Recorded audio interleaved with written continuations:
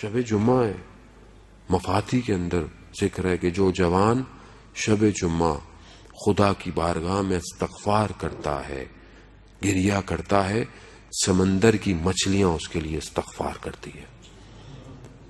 جوانوں سے کرو. آپ کی سماعتوں کی نظر آپ علماء کو دیکھیں. علامہ تقی جعفری کی آپ کی صلوات ان کے درجات میں اضافہ فرمائے.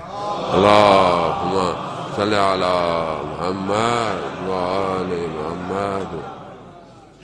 علامہ تقی جعفری کے شعر نہج البلاغہ، مثنوی کی شرح اور کتابیں، وقت نہیں ہے کہ مزید میں اتنی زیادہ بروں. مولا امام رضا علیہ الصلوۃ والسلام کے حرم میں دفن. اللہم صلی علی محمد وآل محمد. مولا کی زری کے قریب ہی دفن ہے، کیونکہ ظاہر اب رواق بن گئے ہیں. تو ایک جگہ جب شیخ بھائی کی قبر سے باہر نکلیں گے حرم زری کی طرف، تو ایک جگہ نیچے نیم پلیٹ لگی ہوئی علامہ تقی جعفری. علامہ تقی جعفری بیان کرتے ہیں، ہمارے استاد آغا داداشی نے یہ واقعہ ہمیں بیان کیا. کہتے ہیں جب بھی یہ میں واقعہ بیان کرتا ہوں یہ شیرین سے شیرین تر ہوتا چلا جاتا ہے. کیونکہ بہرحال جوان چہرے مجھے زیادہ نظر آ رہے ہیں ان کے لیے، بلکہ ہم سب کے لیے. یہ جو ہمارے لیے بڑا آسان ہے، یہ علماء ایسے نہیں بنے عزیزان محترم. علامہ تقی جعفری کہتے ہیں کہ میں نجف میں جب حوضے میں پڑھتا تھا تو شدید گرمی تھی اور رجب کے ایام تھے. یہی رجب کے ایام، یہ جو کل 27 رجب ہے، کل کی رات تھی. تو یہ واقعہ مجھے کل پڑھنا تھا، لیکن بہرحال اب آ گیا کہ 27 رجب آ گئی. اتنی شدید گرمی تھی، کمروں میں بیٹھا نہیں جاتا تھا. اس میں اتنے اے سی وغیرہ نہیں ہوتے تھے، پرانی بات ہے.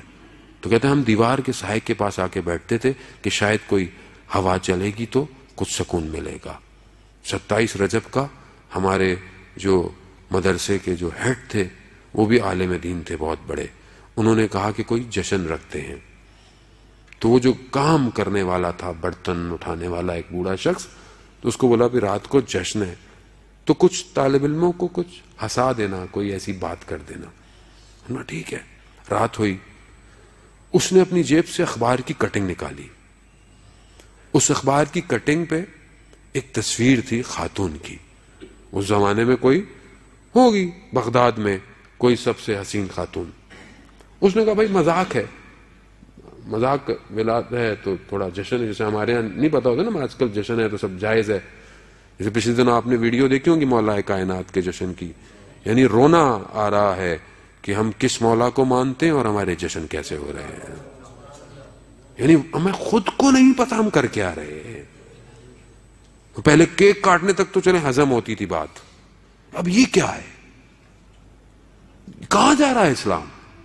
اب اس کو نہیں روکے تو بولیں گے یہ کیا کر رہے ہیں. نہیں، کون روکے پھر؟ مجھے آپ بتائیں، آسمان سے اترے گا؟ خوب روکنا تو پڑے گا عزیزان محترم.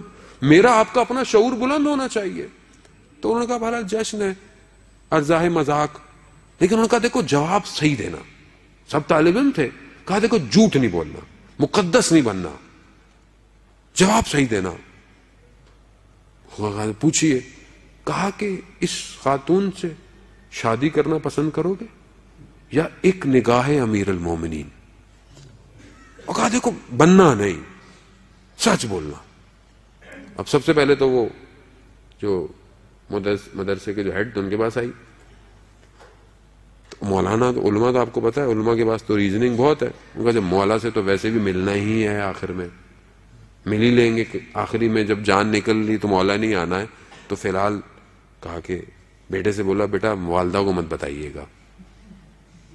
سب کے پاس آئی، سب نے یہی کہا. جب علامہ تقی جعفری کے پاس تصویر آئی تو وہ کہتے ہیں واقعاً وہ تصویر ایسی تھی کہ اس میں کوئی شک نہیں تھا. لیکن میں نے کہا تقی جعفری اپنی پوری ہستی دے دوں گا مگر ایک نگاہ امیر المومنین نہیں چھوڑوں گا. کہتے ہیں میں نے یہ کہا، سب نے میرا مذاق اڑانا شروع کر دیا، ہنسنے لگ گئے. کہتے ہیں میری طبیعت خراب ہونا شروع ہوئی.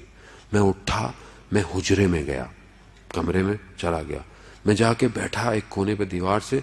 تو میں نے تھوڑی دیر میں دیکھا کہ کوئی کمرے میں آ رہا ہے. جیسے ہی وہ چہرہ قریب آیا اور جب میری اس چہرے پر نگاہ پڑی تو میں نے اس سے حسین چہرہ اپنی زندگی میں نہیں دیکھا تھا. وہ مکاشفہ کہ امیر المومنین نے اپنا دیدار کرایا.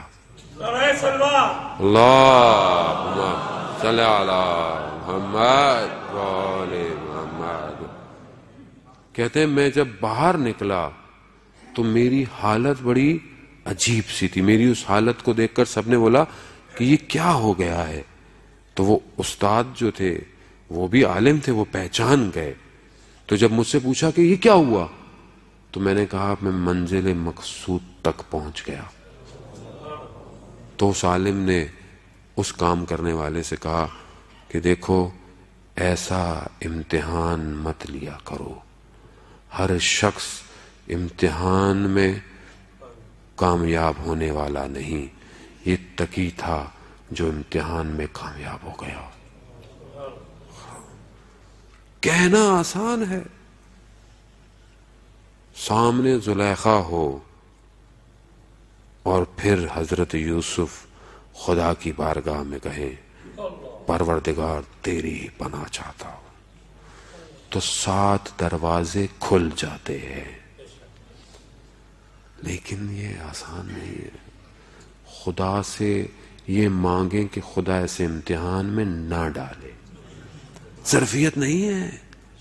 جس کو مانے انسان, نہیں میں بڑا پارسا ہوں, میں بڑا نہیں, انسان ہوتا پاؤں لڑک جاتے ہیں انسان کے.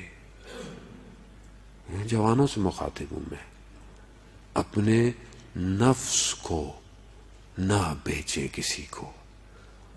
مولا متقیان کہتے ہیں اگر تم اپنے نفس کو بیچنا چاہتے ہو تو کم سے کم قیمت جنت ہے, کم سے کم. تو ایک تصویر کے لیے, ایک ویب سائٹ کے لیے, ایک تصویر, ایک فریم, خدا کے لیے اس کی حفاظت کریں. آیت اللہ قاضی طباطبائی کہتے ہیں یہ دل خدا کا ہے, اسے کسی اور کو کرائے پہ مت دینا.